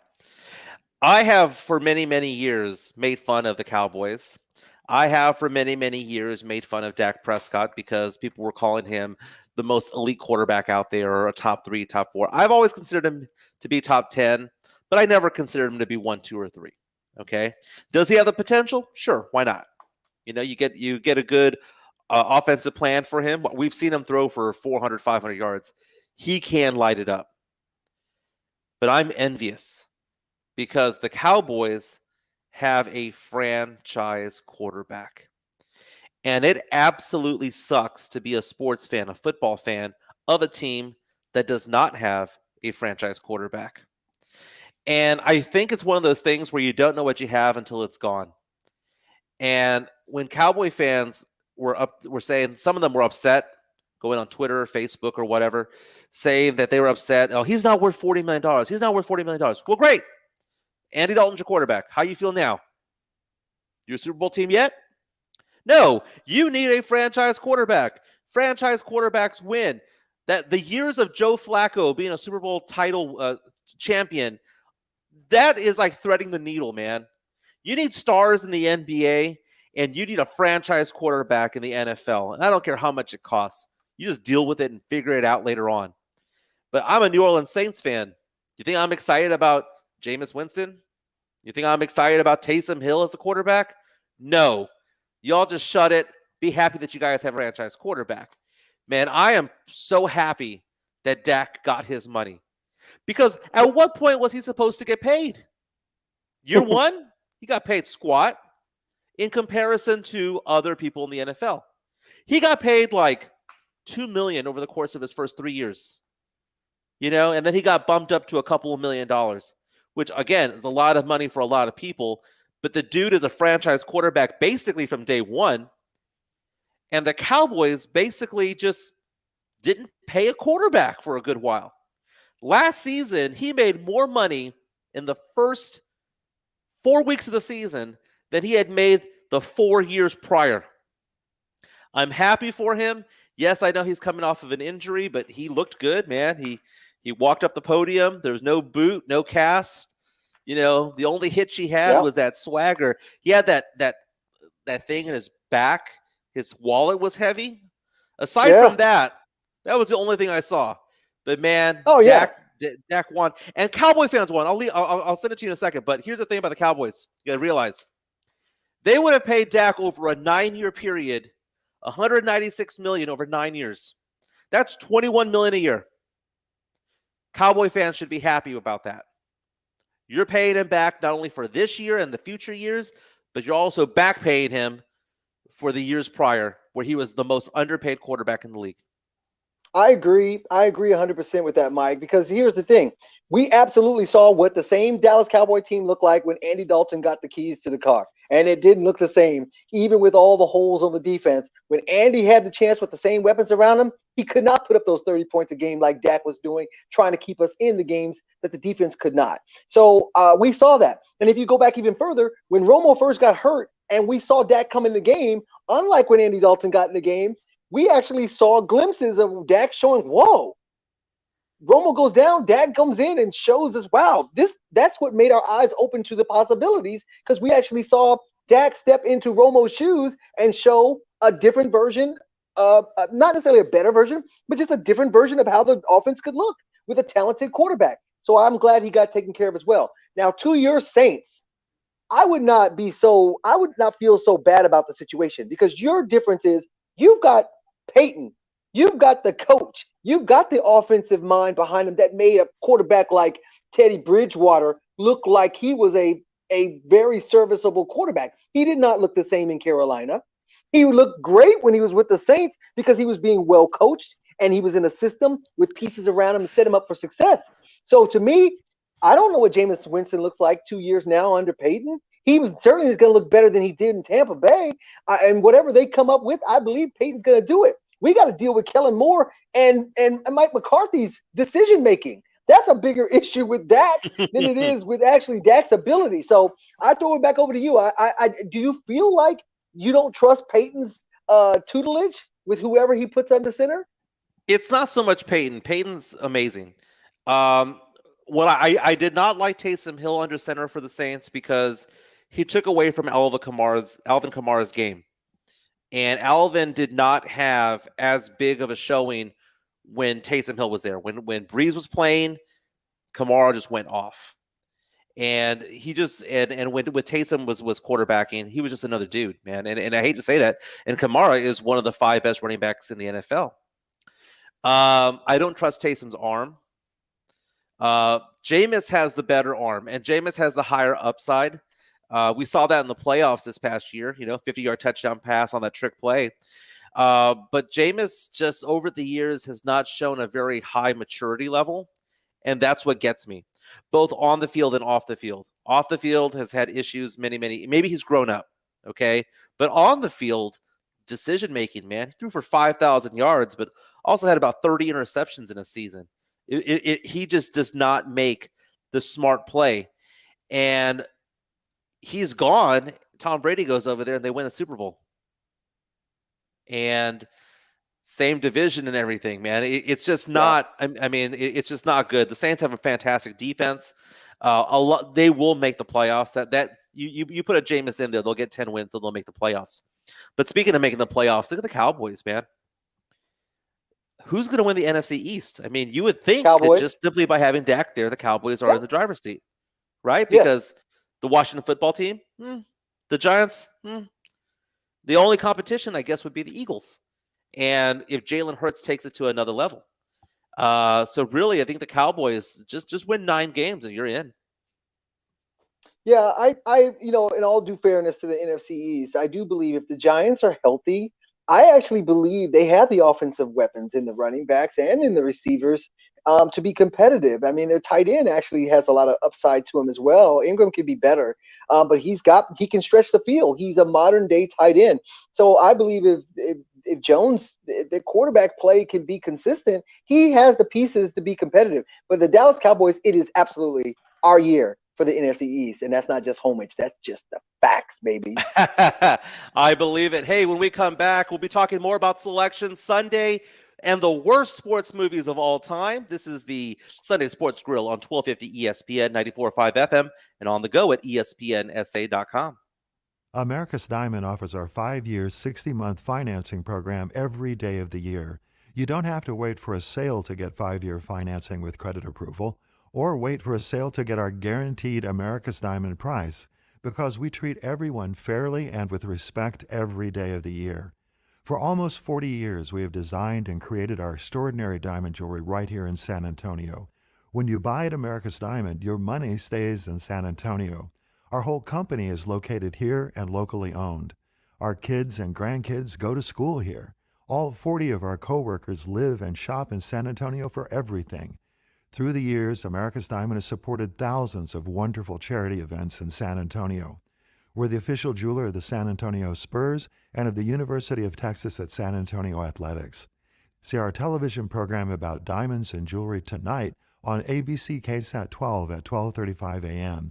or see it right now at americasdiamond.com. If you're a bacon lover, I've got great news for you. This is Michael Kilbasa with Kilbasa Smoked Meats. Our authentic dry-cured bacon is now available at grocery stores near you. We make it the old-fashioned way with the finest pork bellies in our legendary spice blend. We don't pump it full of water or chemicals like other brands. All you get is thick, savory slices of delicious bacon. I hope you'll give it a try, and if it's not the best bacon you've ever eaten, I'll give you your money back. Kilbasa Smoked Meats, slow-crafted in Texas since 1949.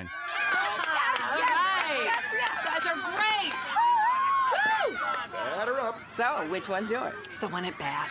Strike two. Oh, that's okay, Chris. Only my kid could strike out in T-ball. Oh, run, Chris, go! Looks like he's having some trouble running. Oh, he's wandering way off the baseline. It's like he can't see.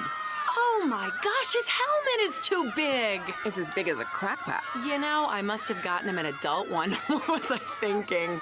You're out. Oh. When safety equipment doesn't fit, it's game over. That goes for your kid, too. If they're too big for a car seat, that doesn't mean they're the right size for an adult safety belt. If they're under 4'9", they need a booster seat. It raises them up so the safety belt fits properly. And the right fit makes all the difference to their future. To learn more, visit www.boosterseat.gov. A public service announcement brought to you by the U.S. Department of Transportation and the Ad Council.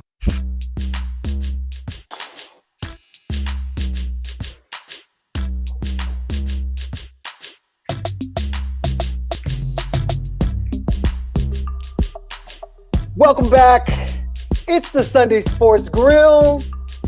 We're just doing it. We don't need sunshine because it's the Pisces. It's birthday weekend, baby. So it's just everything is radiant when it's our birthday. ESPN, San Antonio, and Stevens Roofing come together in our drive to end hunger. With the pandemic still in full swing and many families struggling financially, we've come together to support the San Antonio Food Bank to help set the table for 58,000 individuals a week. Join us and give what you can at ESPNSA.com through March 19th. Every dollar counts. The ESPN San Antonio and Stevens Roofing's drive to end hunger is brought to you in part by Quarter Moon Heating and Air Conditioning, Roof Fix, and Airtron Heating and Air Conditioning. So our community continues to support each other, and we are looking to support the rest of this Sunday. Mike Jimenez here joining with me. I'm Quinn Hudson. Now, when we were last talking about what the Spurs were going to do, we talked about the Cowboys. Now it is Selection Sunday. This is where we're at. Teams are going to be making their selections. We've talked about the bracket challenge. Mike, you want to talk a little bit more about that? Can I do more than one bracket? Can I just do one bracket? How is that going to work? You know what? I don't know the rules of that. As someone who gets paid from ESPN San Antonio, I don't think I'm allowed to participate. And I think since you got paid on the motorcycle there, you're probably out of it as well. When I do brackets, dude, you mentioned earlier how some people just win the bracket challenge and they don't even watch it. They don't even watch any of the games. And this year has been kind of interesting because I usually have a team that I really, really, really like, and I just follow them. So last year, James Pledger and I were watching a lot of Florida State basketball, because Devin Vassell, we had Patrick Williams, and I was watching just a lot of them, so I became a fan. This year, I was watching a lot of Oklahoma State, man, because I want to know all about this Cade Cunningham. So every time OSU was on, I'd go watch it, and last night was kind of interesting because they're playing the Longhorns in the Big 12 championship game, and I'm like, who do I cheer for? The team that I've been cheering for all year long or the Longhorns? And ultimately, my heart said the Longhorns, so I cheered for the Longhorns, and I'm glad that they won. But, Quinn, did you have a team this year that you followed? It was Baylor. Really?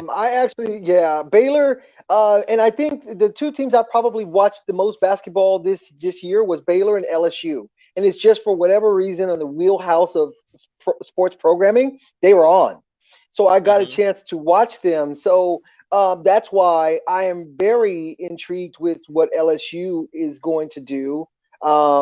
I don't believe they're talked about enough. I believe they've got I call them man-childs. They've got manly players. They've got strong athletic players that I think can play a very physical game and can control the paint and the pace of a game, particularly in a tournament where teams haven't had a chance to game plan against them if they're not their normal conference foes. So I like LSU. And Baylor was just because of they were touted as a favorite team. It made me want to see what these guys were about and how they fly around as well. But yeah, those are the two teams I probably watch the most of, but neither one of them will be the teams I put in the Final Four.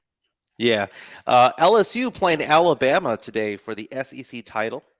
And I have a new favorite team, and I'm going to slowly bring it up on the screen here. Isn't that something? Look at that. LSU. I'm showing an LSU scholarship award. My daughter, Gabby, was offered a pretty hefty scholarship over there, $92,000 to go over there into their honors college. So next weekend, Quinn, I might not be here because the school has invited me to go over there, and so we can go tour the campus and whatnot. So I might be in Baton Rouge, and if I am doing the show, it's going to be from some Holiday Inn Express somewhere along I-10. But I'm pretty excited. So last night, my daughter Gabby was basically saying that right now if she had to choose out of all the offers that she has, she was given scholarship offers from Baylor, from LSU, from Texas State, from all these different places. She's like, Dad, I'm going to LSU, which is so cool, man. I can now cheer for a team. I can get that purple shirt that says, my daughter and my money goes to LSU. I want her to go to a place where I can cheer for a sports team and have her get a good education. I think that's great, man. And first of all, kudos to her and to proud mama and papa as well, because that's got to be exciting times. So I think that's going to be a great, exciting time. By the way, I spent a lot of time in Baton Rouge over the years, and I can tell you unequivocally, you must have a Gator tee. If you have not had one yet, really, you must have a Gator tee. You'll thank me later, my brother. We were on the LSU campus a couple of years ago. My daughter stayed there for a summer program, so she's familiar with the dorms there. But now that she is 17 and about to graduate high school, it's so cool. But I look at it. So last night, they're in the semifinals, and I'm calling my daughter over. I'm like, let's watch the rest of the LSU game. So we're there cheering for LSU, and that was pretty cool. They have a pretty interesting team, man. They got a lot of length, man. They do. I mean, it was a lot of length, a lot of long arms, and they play excellent defense. And I don't know if they have the offensive power to go very, very far, but defensively, they'll be kept in a lot of games just simply because of their length. They were a fun team to watch. Speaking of fun teams to watch, Quinn, am I getting old? I know my birthday was yesterday, and yours is today, but am I getting old where I think back to the days of growing up and some of these teams? And were you fans of any of these teams? I'm going to name some teams here. Were you a fan of the Fab Four or Fab Five? Right? Was it the Fab Four? The Fab Five. Fab Five. Yeah, Michigan. Were you a fan of Grandmama? The UNLV teams. Were you a fan of those Duke Laitner teams? I mean, who did you cheer for? Who did you go against back in the day? Okay, first and foremost, I am all things not Duke. I am all things not Duke. So I root against all Duke players when they were in Duke uniforms. Now I've learned to appreciate what Christian Laitner when he played for the Olympic team, and I even liked his NBA career when he was with Miami Heat. Grant Hill's one of my favorite players I love watching in the NBA, but it was without question the Running Rebels. Like when you talked about how teams extending their defenses, the Running Rebels were end to end, pick you up on the inbound and would play you, harass you, and trap and swarm. And it was the way that they used to play. And that was Tarkanian's team back in the day. I loved the Running Rebels. And that's Shackelford and Stacey Augmon, Plastic Man. There was a Greg Anthony. There was a fun team, nasty, tenacious, and it was an exciting time. I liked the Hoyas, the Georgetown Hoyas back in the day as well. That was a fun team that I got behind. I also like the renaissance of the story. The Villanova teams as well. Their magical run. But the Fab Five was everything to me. They that was in my wheelhouse in my youth, my rec league times. Right, I was never a collegiate athlete, but in my rec leagues, I mean, all of their fashion, the long basketball shorts, the black socks, the black on black kicks with the black socks, all of that, their whole style was just changed the way basketball was. It's funny now being that I was in that era, watching now, the guys' shorts are so uncomfortably high. They almost look like Australian volleyball uniforms, women's volleyball uniforms, because they're like bodysuits, and these guys are wearing fitted. They're great athletes and great physiques, but man, these uniforms don't leave a lot of room for agility. Yeah. you know, thinking back to those days, man. I mean, the Fab Five, I guess I was in middle school when that all happened.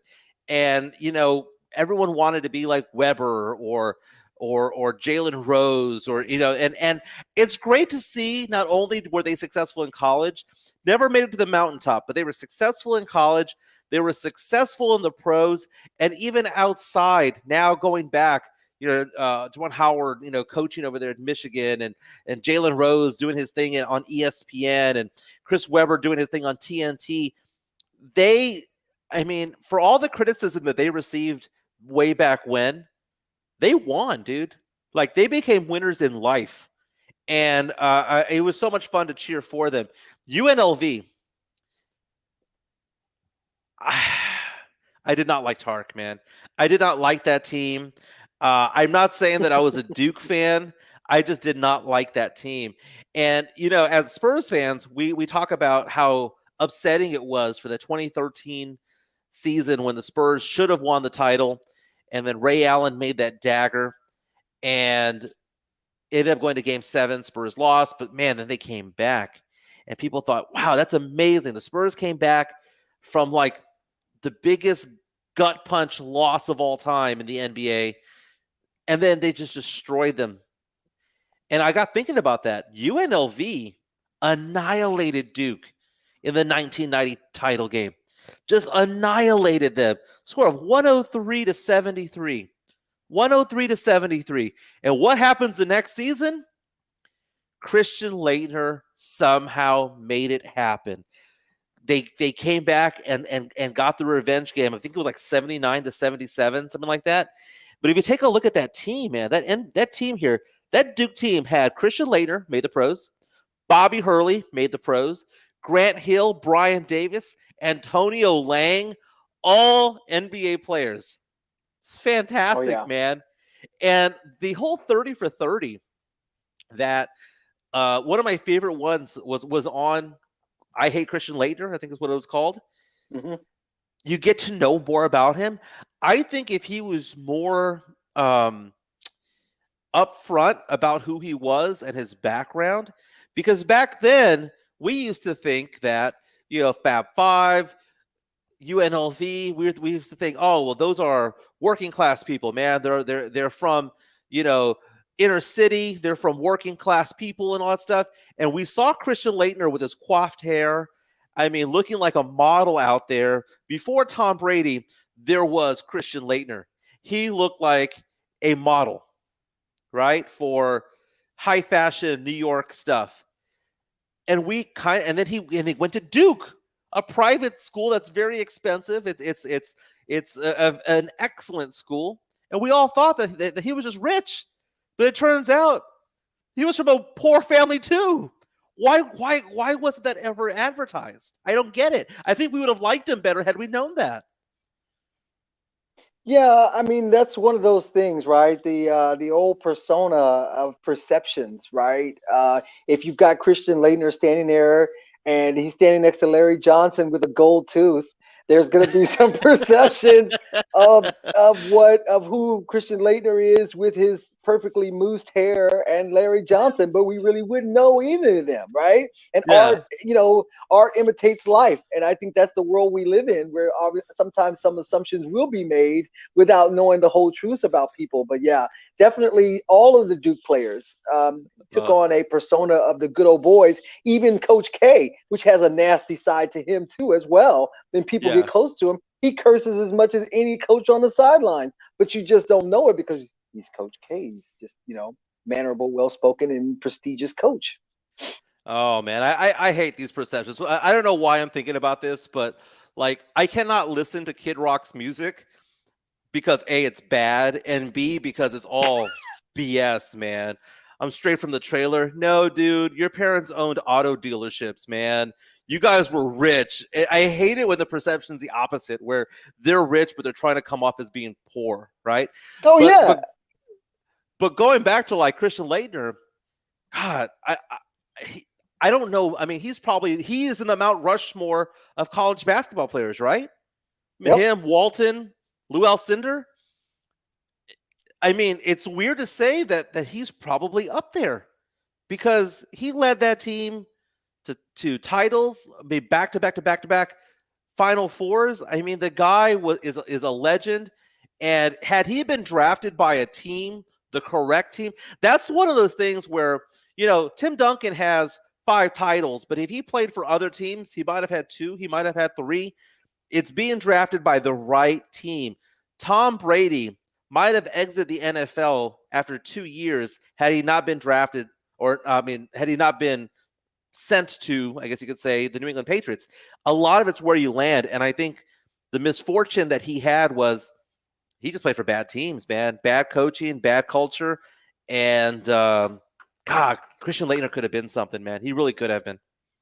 Man, speaking of bad teams ending up in a bad place and bad culture, we're going to be talking about some bad movies upcoming in our next segment too, as well. So when we come back, get ready. We want to find out what your worst sports movies are. We're listening to the Sports Grill on 1250 AM, 94 FM, ESPN San Antonio, and on the go at ESPN.com. We'll be back. You're in luck at Twin Peaks. Get over to Twin Peaks March 13th through the 17th for a costume party and all-day specials on those great festive favorites. Featuring sweet deals on St. Patty's Day staples like Jameson, Propa No. 12, and Tullamore Dew Irish whiskeys. There's Irish car bombs, Irish wheels, and a lot more. And spend St. Patty's Day at your favorite Twin Peaks Wear Green in store and score free fried pickles, valid with any $10 purchase. You're in luck at Twin Peaks. Eats, drinks, and those scenic views.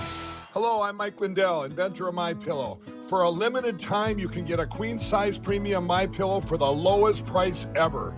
Regularly $69.98, now only $29.98. I'm also going to give you deep discounts on all my MyPillow products. Go to mypillow.com and click on the radio listener square and use promo code SKY, S-K-Y, for this amazing special. Or call 800-635-1825 and use promo code SKY. If you drive a car, truck, SUV, or vehicle of any kind, you need Get Upside, the free gas app that pays you cash back for every gallon of gas you buy. That's right. With the free Get Upside gas app, you can get up to 25 cents a gallon cash back every time you buy gas. Download the free Get Upside app now in the App Store or Google Play to save up to 25 cents a gallon when you buy gas. Use promo code HOOD for a 50-cent per gallon bonus on your first tank. That's up to 75 cents a gallon on your next fill-up. That's code HOOD. Experience the Movie Metal pop-up installation at the San Antonio Museum of Art. This limited-time installation displays the artistry of the iconic automobiles and creatures that made the movies. See Batmobiles, Speed Racer, time-traveling DeLorean, and Iron Man's Formula One race car. Towering statues such as Bumblebee, Optimus Prime, and Predator. Movie Metal at the San Antonio Museum of Art. Now through April 11th. Presented by Generations Federal Credit Union and Spectrum Reach. First comes love. Then comes sparkle. And that's where Diamonds Direct comes in. Engagement ring shopping is so easy at Diamonds Direct. Step 1, choose your perfect diamond. At Diamonds Direct, you get access to one of the largest selections of certified diamonds in America, straight from the diamond cutters. Every shape, every size, everyone handpicked for brilliance. Step 2, choose your setting. Something unique, something that fits your style, your personality. Solitaire, halo, 3-stone, pave, channel set. And don't worry if you've seen it on Pinterest, we have it. From all the top designers and bridal jewelry. Step 3, relax. Your Diamonds Direct engagement ring comes with a free lifetime warranty. That's no charge ever for sizing, cleaning, and routine maintenance. And at every step along the way, you'll be treated with respect, with zero pressure, by experts whose only goal is to make you happy. So you'll be all set for step 4, the most important one. Diamonds Direct, your love, our passion. Official jeweler of the Dallas Cowboys at the shops at La Cantera.